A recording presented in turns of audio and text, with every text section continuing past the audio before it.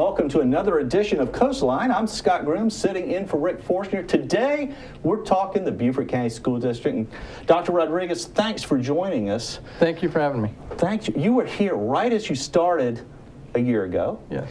And wow, what a year you've had. Yeah. How's things going? Well, appreciate it. You know, I love it here. The community's wonderful. You know, I enjoy working with our schools and our certainly our administrators and teachers. I love visiting classrooms. Things started off exceptionally well, right? We went off, had a referendum early on. Well, we had a hurricane before that, right. But we transitioned over to the referendum in November. That went well, and so appreciative of the voters' support on that referendum with a 70% approval rating. And then continued along the rest of the year, and then certainly COVID hit in March. So that changed the dynamics quite a bit for all of us. Really, it pretty much stopped everything for a little while. Yes, sir. But y'all regrouped very quickly. I mean, with online classes, we did some stuff in this studio Yes. for telelearning. I mean, so you really picked up the ball and ran with it. So what lessons have you learned so far with this new age? You know, technology is certainly an important part of things. We were able to transition very quickly in March. I think the governor gave the order to close schools on March 15th, and the very next day we were off and running with providing assignments for our students. So we experienced your typical challenges, such as you know, technology on and off kind of things that you might have.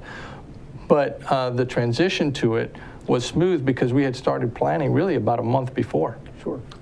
Well, you couldn't reach back, grab a book off the shelf and say, this is what we're going to do. This is unprecedented. Right. There's no playbook for this, so we're working through it. And doing a very good job of it. I personally think, I mean, you picked up the ball and ran with it. You've allowed for, we were talking before we came on the air, and things I didn't realize. First of all, how do students get the classes if they don't have access?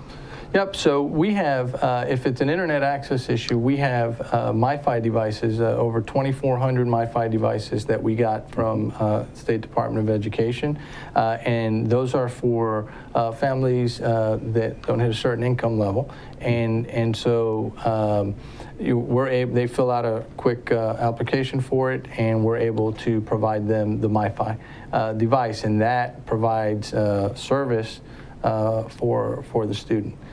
So they connect that at home, and then their device connects through the internet to that, and they have access. And the MiFi device, for those that don't know, actually goes through the cellular company. That's right. It goes through cellular companies, so it's a little different that way. So wherever there's cellular access, you have access to the internet that way. And then we have about 300 additional ones that we purchased that don't have any of that criteria, so we can serve more.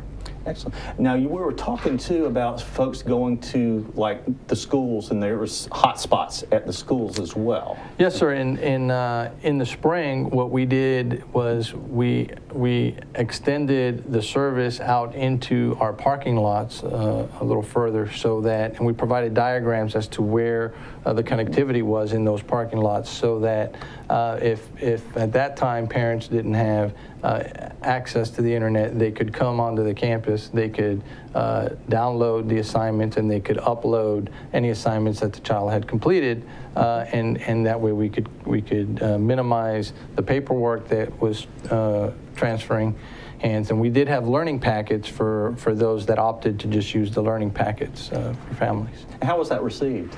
Well, I think everybody at that time was really, impressed with the district's ability to transition. There were challenges along the way. Our teachers did a phenomenal job really pivoting into online instruction overnight, right?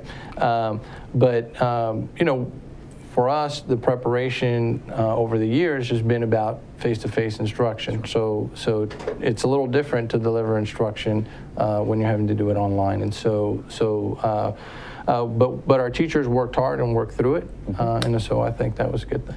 Did anything surprise you? Really, just you were like, wow, I didn't realize that, or wow, I knew that was going to happen, but holy cow. Yeah, no, I mean, I've always felt that we have really high quality educators here, you know, and they do a great job. And one of the things I've always loved to do is visit classrooms, in and out of classrooms, and see instruction taking place. And so, so one of the things about this was our teachers' tenacity, I think, to continue delivering instruction for students in spite of that transition that happened overnight. Gotcha. What is typical, like a typical online teaching day? Can you describe that, how that works for us? Yep. So generally speaking, our students, what they would experience is they would have some Zoom lessons or lessons through Seesaw, where teachers can connect with them directly. They would have some time to check in, interact a little bit, and check on students, and then in addition, deliver instruction. And then students would have time then at that juncture to work independently on whatever assignments they might have. There are breaks built in so it's not constant screen time. Sure. And then there are lunch that's built in there, and some time for student play. And then, but there's a schedule that would go from the morning through to the. So they're still getting the actual classroom time. It's just in a different mode. It's different mode, right? So they'd have a certain segment of that direct instruction, right? But then there is independent work for students. Gotcha. Are the teachers working from the schools, or are the teachers working from home? How's that working? That's a great question. Our teachers had the option to either work from the school building or to work from home. And we have some teachers who formally requested accommodations because they felt they were maybe high risk, for example. So they requested accommodations. Those are from home. But the other teachers had the opportunity to work either from home or from the building. And in my visits to schools, I'm finding that many of them are choosing to come and work in the building now. So it makes it a little more structured. I think everybody's sort of wanting to get back to a normal at this point. Yeah. One of the concerns you'd always read in the paper about, everybody's concerned about lunch programs and breakfasts and things. I mean, I know y'all handled that. When we were planning the month before the governor shut down schools, part of our plan was how we would continue to feed and serve our students. And so we utilized our buses to take meals out to some of our locations and bus routes. And then we also had meal distribution sites at some of our schools spread out across the county. And so from the time the shutdown happened till this juncture now, we're over 800,000 meals that have been provided for students. As far students aren't in the classrooms, there are a few students that are actually going to the classrooms. Tell us about that. Yeah, that's correct. This week, we brought in some of our low incidence special education students whose some of the services that they might need just aren't suitable for a remote learning capacity. So this would allow us to meet their needs and provide service. And so we're doing that through a hybrid format where there's a couple times a week. And they don't change classes. They're not running around the school. They're in one area. That's right, with their teacher. And how is the health monitored in the schools? So we have nurses at all of our schools and facilities, and so we regularly check. We ask our parents that are currently sending students in to check on their students' symptoms every day, and that if they're ill or sick, to please not bring them on those days, and we'll figure out a way to get them what they need. But that's an important part, and when we return to face-to-face instruction, that's really an important piece for everyone in our community to help ensure that we can open as safely and keep our schools open safely. So if you're feeling ill, don't come to school. Right. Now, and staff, how is staff and administration being monitored too? Yep, same way. Our nurses in schools provide that support. Excellent. Extracurricular activity. I realize a lot of things aren't running, but you do have some of the extracurricular running. At the moment, we have some of the fall sports that are running. That is following the high school athletic league's guidance and recommendations on that piece. Because our intent is certainly to return to face-to-face instruction, right, and to do that sooner rather than later, then the reality is that we didn't want to be in a situation where we didn't start the fall sports, but then we did start school with students face to face, and then those students would miss out on the opportunity to participate in a fall season, and that could have a effect on college scholarships and stuff. So they're still working through. Yeah. And how, as far are the games? Are they allowing attendance at the games, or how's that working? That's a great question. So everything from practices is really closely monitored. Students get a questionnaire type of thing where the coaches ask them specific questions and sort of a screening piece before they could actually enter into the practice sessions, right?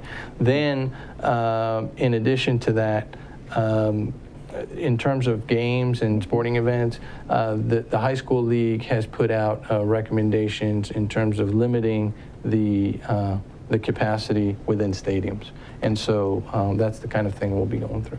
Everybody's into virtual learning. How is that monitored? Honestly, I said beforehand, if I had this when I was growing up, I would be out playing. So how is everything being monitored? Sure. So one of the really important pieces is to make sure our administrators are in classrooms, Zoom classrooms, so to speak, right? And then also for our teachers to monitor the engagement of their students in their classes, right? And so what we're looking for is that they're actively in the class, and then that they are turning in assignments and staying engaged with the work.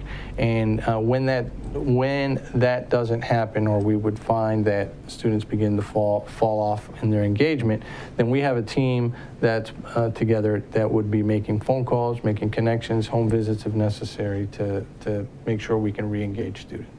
And even though we were heavily into COVID-19 during the summer, you still ran what I call summer school. Right, that's correct. We had an algebra boot camp, for example, and all of our summer programs ended up being virtual.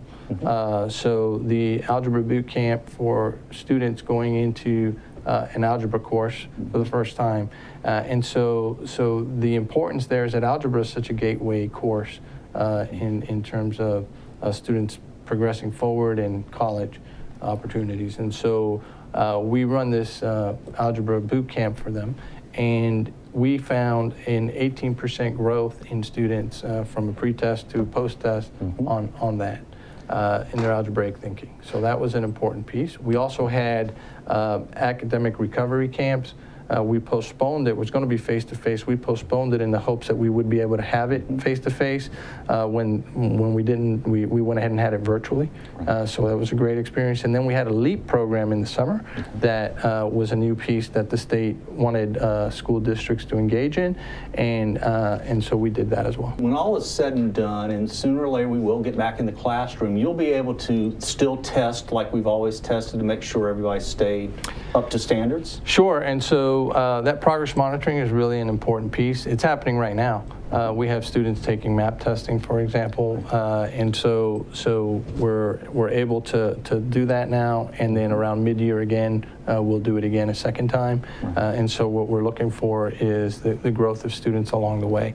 And then our teachers do progress monitoring checks along the way within the lessons that they deliver.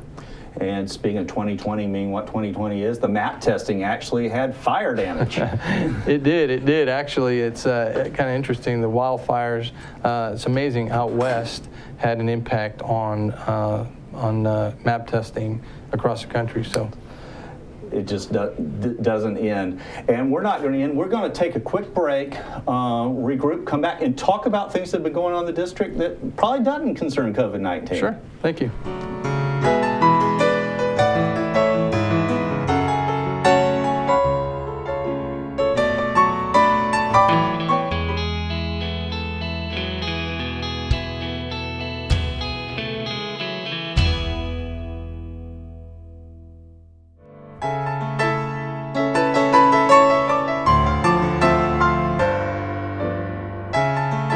Welcome back to Coastline. Again, we're talking to Dr. Rodriguez about the Beaufort County School District. thank you so much once again for joining us. A lot of information in that first half.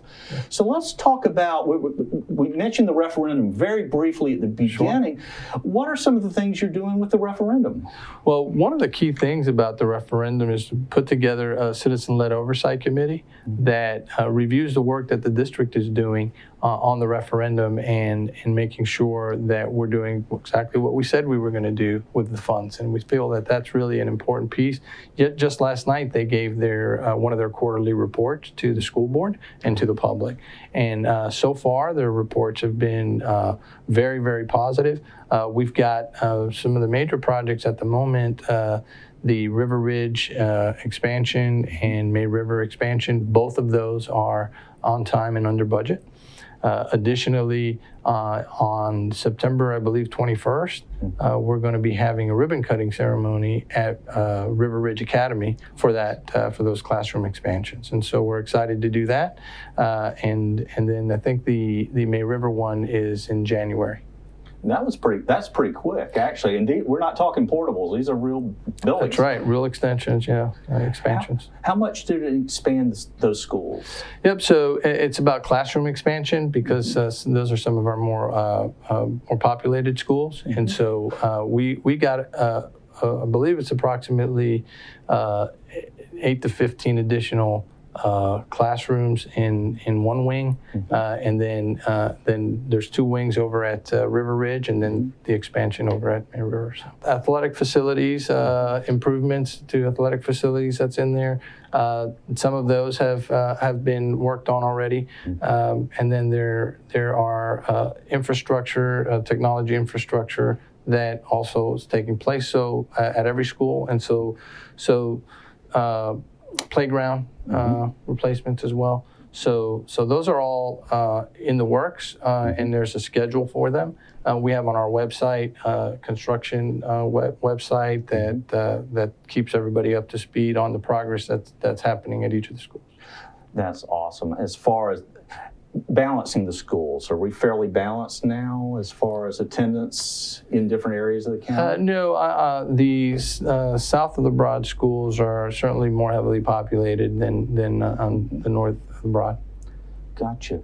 Once we got into COVID-19, were y'all able to accelerate some of the construction because the schools weren't populated at that point? Did that actually work in favor? Our construction work continued and progressed. I mean, one of the challenges we talked about map testing earlier as a result of wildfires, right? Well, as a result of COVID and other things, shipments of products and things like that are impacted as well. So we've been able to stay on course with our construction, but there's not that we've been able to accelerate a tremendous amount. Gotcha. When in-person starts again, do you expect to spool up pretty quick on all the clubs and things? Will it just sort of, I say return to normal, but it will spool up fairly quickly? Sure. I think one of the main things schools will be taking on first is the protocol. Schools will look different, right? They'll function a little bit differently, and so making sure that those protocols are in place and that students become familiar with those protocols. But yes, then they'll be looking at getting their extracurricular clubs and things like that up and running. Once you got into the city, once you came in before COVID and everything, some of the initiatives you were wanting to put in, were you able to get some of that achieved, and what were they? Sure. So one of the key things was to bring on a deputy superintendent, which we've been able to do. Right. And then additionally, in terms of what we're focused our work on is on closing achievement gaps and providing great instruction for students. Those are some really critical components that we are tackling and continue to tackle. And that is ongoing work, never stops. That's just ongoing work, always will be. And then in addition, I think work around our career and technical education programs, those continue as well. Excellent. What do you see, again, once we get done, what would you like to see going forward, COVID aside? What would you really like to see going forward? For our school district, I think that one of the really important components is making sure that our students have access to some career and technical ed programs that are really up and coming in the workforce, that our local community certainly wants and needs, that we're meeting the need of our local community as well. And so we're in close collaboration with different sectors of our community in order to make sure that we can deliver on things like that. Gotcha. I know Whale Branch Early College has a partnership with TCL. Am I still correct on that? That's correct. Yes. Yep. And so tell us a little bit about how that was. Folks that don't know, that's been around for a few years now, but tell us a little bit how that works. Yeah, it's really a great program because at the end, students who go through that early college program can actually graduate with an AA degree. Mm-hmm. which is pretty fantastic, and then their 2 years of their college work is out of the way, and then and that helps them financially for sure, and as well as just being a little further ahead in achieving their degree and their dreams. And so it's really an important piece. There's a wraparound services that those students get at the school. Where TCL is a part of that, and then our local counselors are part of that as well. And so they don't pay to go to TCL. They are actually as part of the Beaufort County School District, and they graduate with an associate's degree at whatever they have at Technical College of Low Country. And so that puts them basically 2 years ahead. That's right. In the regular college. Fantastic. So that is a great cost savings right there. Other future initiatives, you were talking about the trades and stuff. I know we went out to Battery Creek, and they had an aeronautics program, welding and things like that. That's great trades. Yep, and so it's about the opportunity for students to explore those careers, while at the same time we're working on building and delivering those high quality education academic programs for students that also want to go to college. Right, and sometimes they just want to explore and dabble and learn a little bit, and then at the same time their track is that they decided to, they're headed to college. And that really does help you figure out what you want to do. So you're not 2.5 years into a college and figure out, I really don't like computer science. That's right. So it really does help you get a feel for it. What do you think are some of the strengths of the Beaufort County School District? Everybody likes to be a critic, but what do you think are some of the real strengths of the district? Quite frankly, I think our staff, our teachers. We have really excellent teachers. Administrators are doing a great job. I think another component that is a strength is technology, that we're one-to-one, so every one of our students has a device. So those are strengths that other school districts don't have. Where do you think we stack up as far as in the grand scheme of things? Where do you think we rate? Are we cutting edge? Are we really getting by? Or are we? How are we doing? Yeah, I think we're doing well. I think that we have room for growth, continued growth, and we're striving for that. One of the things that I think is going. I think our CAPE programs are going quite well. I think that one of the areas we want to continue always to focus on is delivering that high quality, rigorous instruction with those high expectations for our students is really essential, because our students can meet the challenges that we put in front of them, and so that's an important piece. Excellent. Now, as far as, and we just got a couple of minutes to wrap up, we're dropping back to COVID again. We are in the middle of this. We're in hurricane season. We're coming up on Christmas and such. How is the schedule going to work for the rest of the year, or do you not know yet, or we're writing this as we're going along? How's that working? And you're talking about our calendar? Calendar. Yep. So what we've done is we had an initial calendar that was approved, and then Governor McMaster had a recommendation for schools to consider possibly starting on September 8th, which we did, because at the time the metrics were really high here in Beaufort County, and so that shifted our calendar to September 8th. But we will continue. We've got a full calendar that takes us into June, and we have those hurricane makeup days that are built into the calendar as well. So, yeah, and we were talking real quick. I mean, we got hurricane. This is 2020. We could have a snowstorm, locust attack, like we were talking about. Yeah. So, I mean, it's all bets are off. So, y'all are really you've got to be resilient on this one. Yeah, I think, we will, we'll tackle whatever challenge comes our way, but the reality is we don't want any hurricanes, and we could do without them. So, but if we get them, we'll deal. Absolutely. Well, tell you what, I hope we join you in another year here, and we've put all of COVID behind us, and we can talk about just basic academics again. Absolutely. But thank you so much for joining us.